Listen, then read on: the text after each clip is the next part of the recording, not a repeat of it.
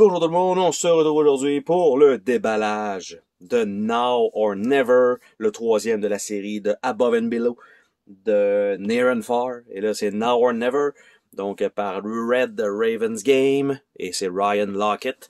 Et en fait, la boîte est extrêmement pesante, elle doit être absolument pleine de contenu. Et donc, c'est un peu, je vais pas dire le même principe parce que c'est pas vrai, mais chacun des joueurs a l'air d'avoir un plateau. Il y a un plateau central qui est pas nécessairement un livre. Il y a peut-être un livre d'événements aussi. Il y a l'air d'avoir plein de choses à construire. Bref, c'est le plus abouti des trois sensiblement. Et donc, on va découvrir ensemble le contenu de cette boîte. Normalement, c'est la très bonne qualité. Déjà, la boîte extrêmement rigide, une très bonne qualité de carton pour le fond de boîte. Par la suite, on a ici, on peut avoir une narration complète. Évidemment, le jeu est en anglais, mais peut-être éventuellement, il va peut-être être traduit en français.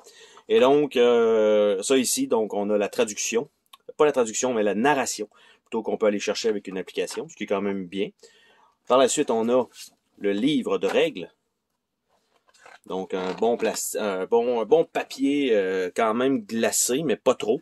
Pour que ça fasse cheap un peu. Donc, un paquet de tokens, un paquet de trucs. Donc, super bien illustré, comme d'habitude. C'est toujours très clair. Il laisse l'espace. C'est pas des blocs de texte. Oui, il y a beaucoup de pages, mais on a des exemples. On a tout détaillé. C'est parfait. Le endgame apparaît à la page 17 environ. Après ça, nous avons les cartes de quest avec les détails.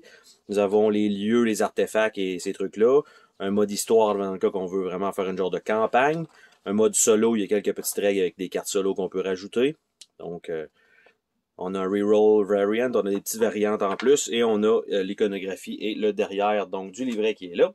Par la suite, on a un carton pour faire 4 campagnes. Donc, chance ratée peut-être de faire 8 campagnes.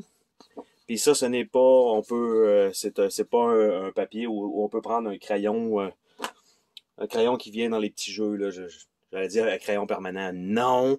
L'autre crayon qu'on peut effacer. Donc, il faudrait plastifier ce carton-là qui est qui aurait peut-être pu être fait. On a un paquet de sacs. C'est quand même assez classique pour les Red Raven Games. Par la suite, on a un paquet de jetons. Donc, des genres de diamants en bois. Nous avons quelques icônes ici comme ça. Nous en avons des mauves. On a des marteaux. Nous avons des genres de flèches. Nous avons des diamants. Genre de petites flèches ici. Bref, je vais les sortir tout simplement. Ça va être tout simplement. Donc les cubes, les losanges en bois. Par la suite, on a ça ici. Donc, je pourrais pas dire exactement c'est quoi, mais on a cette forme-là. On a ici des cœurs en bois avec des genres d'ennemis, je suppose. Et un gros disque rouge. Par la suite, on a les marteaux et les genres de gemmes bleues. Et nous avons ici les genres de bouts de flèches, on va dire ça comme ça. Là. Je pourrais pas non plus vous dire c'est quoi. Et il y a un petit sachet de gel de silica, quelque chose de même. Par la suite, on a des D4. Donc, des vrais D4 et non pas quelque chose comme dans Formule D que c'est juste 1 et 2, même s'il y a 4 faces, donc 1, 2, 3, 4. Ça, c'est ce qui est fourni. On a un petit sac de Stanley, donc il va avoir ça à monter. Je sais pas s'il va en avoir assez pour tous les personnages dans le jeu. Normalement, d'habitude, ils font quand même bien ça. On a des livres de chapitres. Et donc, ce que ça a l'air, c'est quand même relativement épais. Donc, chapitre 1... Donc, A, B et tout ça. Donc, on a le genre de scénario. Et il se passe des choses avec les lettres. Donc, on doit faire probablement toute cette genre de campagne-là. Pour faire un chapitre, ça devrait, je pense, peut-être être une partie. Donc, ça fait quand même, d'après moi, quand même plusieurs parties avec ça. Donc, chapitre 1, 2, 3, 4, 5 et 6. Donc, si on parlait de campagne, c'est un peu de faire les chapitres. Et comme on peut voir ici, il y a Alia, Zik, Marklom, Namal. Donc d'après moi, c'est des choses qui se passent avec chacun des personnages. On voit qu'ils sont là, un genre de chat robot. Donc on a ça.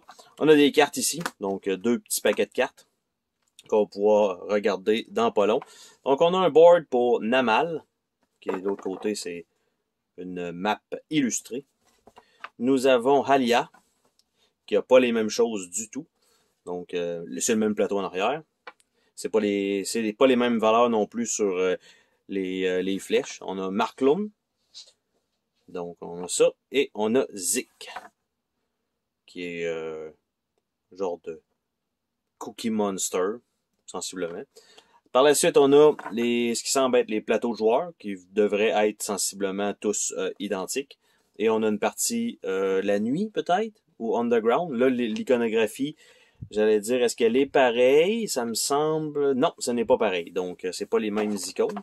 Par contre, tous les plateaux de joueurs, ben là, il y en a 4. Donc, ils sont tous pareils. Par la suite, on a un autre plateau ici avec le Gear Store, les saisons, plus pas un plateau d'événements, mais pour suivre un peu la partie. Donc, d'ordre de tour. Par la suite, on a un plateau de jeu qui se déplie en longueur, celui-là, et est réversible. Donc, je vais le faire défiler sensiblement comme ça parce que j'aurai pas d'écran. Je serai pas capable de l'avoir au complet dans la shot. Donc, le premier plateau est là. Puis on voit qu'on peut mettre probablement des cartes. Ça ressemble pas mal à ça. Donc, en termes de grosseur. Donc, ça, on a le plateau du milieu.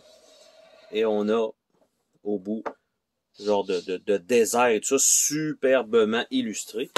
Et de l'autre côté, on a le côté caverne ou nuit, qui semble pas être exactement pareil. Là, on a un volcan en éruption. Par la suite, on a une section désertique dans le milieu. On dirait presque de la neige. Et ici, à gauche, ben, on voit que c'est encore des cristaux, mais peut-être pas la même chose que ce qu'on avait de l'autre côté. Donc, on a ce plateau-là, en plus. Fait que ça commence à faire beaucoup d'éléments à mettre sur la table. Hein? Ça doit prendre la place. Et on a majorité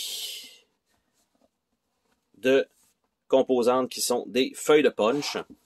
Donc, on va commencer tout simplement par la dernière feuille de punch pour pouvoir simplement les remettre dans le fond de la boîte. Et là, juste en prenant un carton, sont en train de me lâcher dans les mains. Donc, le derrière des punch. Donc, un clan nomade ici. Et si je retourne de l'autre côté, nous avons une série de bâtiments avec, ça semble être les jetons des personnages qu'on a vus avec leurs plateaux. Donc, on a ça.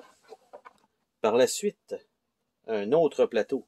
Donc, le derrière, ça a l'air d'être encore des bâtiments. Et là, ça a l'air d'être le chat et Zeke qui est là. Donc, j'essaie de pas trop faire tomber les punchs en même temps. Donc, encore une fois, oui, des bâtiments avec les mêmes genres de couleurs grises. Je sais pas si ça va être d'un côté du board, mais on a ça. Par la suite, troisième plateau.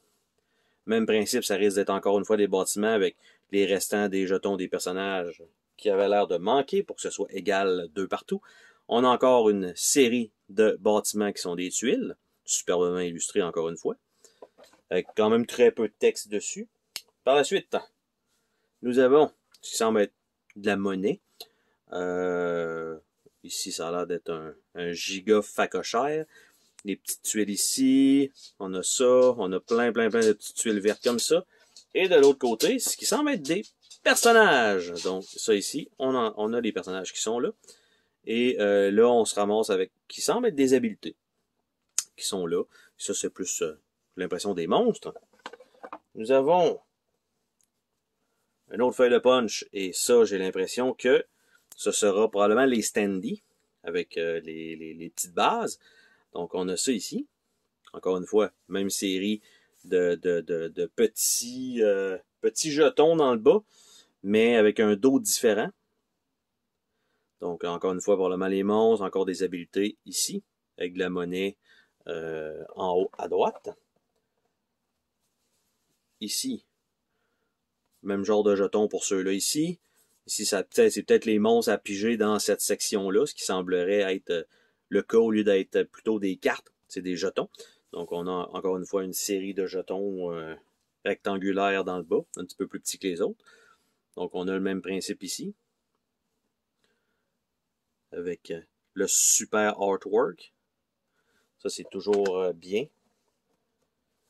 Un autre plateau, même principe, les mêmes éléments, les mêmes choses.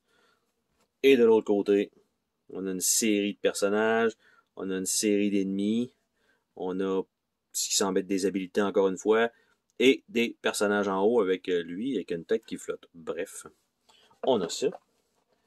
L'avant-dernière feuille de punch, même principe encore une fois, mais là on voit que là c'est différent ici. Là. Donc ce ne sera pas les mêmes choses qui sont là. Et de l'autre côté, bien sûr, ce sont les mêmes choses encore, genre de type d'habilité. Donc, bon paquet d'objets. Et encore une fois, des personnages, il y en a vraiment beaucoup. Puis je me demande comment je vais pouvoir re-rentrer tout ça dans la boîte une fois que ça va être punché et mis dans des sacs Ziploc. Et les cartes slivées, j'ai aucune idée comment je vais réussir à faire ça. Il va falloir que je sois imaginatif probablement et que je mette à profit mes nombreuses années de Tetris. Donc ça ici. Donc, encore une fois, paquet d'ennemis, paquet de jetons qui va être à puncher, à séparer. Vous voyez qu'il va y avoir quand même beaucoup de travail à faire là-dessus. Par la suite, j'ai les plateaux comme ça. J'ai les plateaux des joueurs. J'ai le nombre de livrets qui est quand même élevé. J'ai tous les jetons en bois qu'il va falloir que je rajoute dans la boîte. Plus, évidemment, je lance ça un peu tout croche comme ça. Là. Vous comprenez que la boîte va se faire réouvrir très bientôt pour faire le ménage de tout ça. Il y a le petit feuillet ici qui est là. Nous avons le petit tas de sac supplémentaire et il nous reste à regarder les cartes ensemble. Donc, c'est ce qui nous reste. Pas trop de cartes quand même et pas de livres d'événements. Donc, je ne sais pas si la partie narration, c'est ce qu'il faut, ou bien ça se passe directement dans les livres, peut-être. Tout simplement, j'allais dire, il n'y a pas de livre, mais non, il y a 6 chapitres. Ici, il semble avoir 4 cartes, sensiblement pareilles. Donc, peut-être pour calculer simplement des points. J'allais dire ça, force de production, ce qui me semble être effectivement plus proche d'être des cartes d'aide. Par la suite, il y a ici, là, c'est réellement les vraies cartes d'aide avec les tours et Anytime Action. Donc, on a ça. Probablement que ça va prendre les deux par joueur. Par la suite, on a des cartes avec des gears. On va mettre ça ici comme ça. Ça, on a des cartes avec ce symbole-là. Et j'en ai aussi dans l'autre paquet à côté. Donc, je vais les mixer ensemble pour que ça fasse du sens lors de la présentation. Qu'on puisse avoir tout ça en même temps. Donc, on va tasser ce petit papier-là. Donc, on a encore, comme je disais, les mêmes symboles de d'autres. Oh! Là, vous avez vu qu'il s'est rajouté quelque chose. Lui, ici, il s'est rajouté ça. Donc, ça semble aller avec ça. Et si je regarde ça jusqu'au bout, là, ça l'a changé ici. On a ceux-là comme ça avec ce symbole-là. Et on a des coffres jusqu'à la fin ici. Donc, commençons tout simplement par ceux-là avec les coffres. Donc, les cartes ont un petit linen finish, comme vous voyez, un petit fini tissé. Donc, toujours bonne qualité. Donc, le Undergarden, le Hublot Tower, un autre Undergarden, mais on voit que c'est Lightning Fungus en réalité. Puis le Arisian Amulet, Forest of Face, mais en fait, c'est le Warpstone, puis le Heather Compass, Live Candle, Demon Trap, Magic Chess, Metal Hound, Ice Amulet, Azerian Scroll, Summoning Ring et Fermenting Bottle. Donc, ce qui semble être des éléments de coffre. Donc, ça ici, ça peut même retourner déjà là. Par la suite, on va regarder les petites gears. Les petites gears ici, comme ça. Donc, qu'est-ce que c'est? C'est pour le mode solo. Donc, ce sont toutes des cartes en solo. Exhaust spécialiste, avec des textes différents. Donc, recruter un spécialiste, chercher, attaquer pour la première fois, et rouler un dé. Tout simplement, on a ça. Par la suite, les cartes avec un genre de je sais pas c'est quoi, mais ça me donnait l'impression plus c'était un souffle de quelque chose. Et on a le même principe ici, avec une image, la hutte de l'ermite, mais la carte en tant que telle, c'est Guidance. On l'a 2 fois, avec pas le même texte.